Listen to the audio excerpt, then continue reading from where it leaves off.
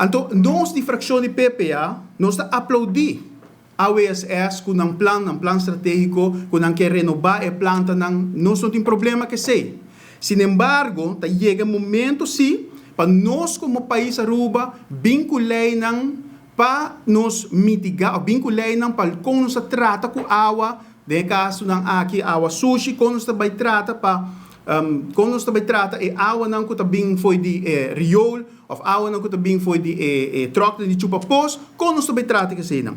Então, a nós como fração de PPA também, nós estamos vincular, e não está a lei que mistura bem 20, 25 anos para acaba, mistura bem uma lei para planear tocante de crescimento turístico água para nos mitigar a quantidade de sujidade líquido que nós temos. Uma lei que garantiza a parte de sustentabilidade do uso de água mas também de futura geração.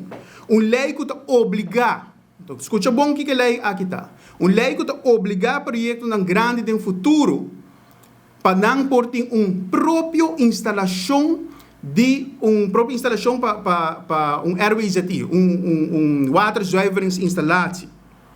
Caminho que ora bota trata é água, então deriva o próprio terreno para a água aqui por reusar a água para por assim, por mata na propriedade, pero também por assim uso de água para flush secamente. É uma forma renovável que botar assim uso de planta aqui.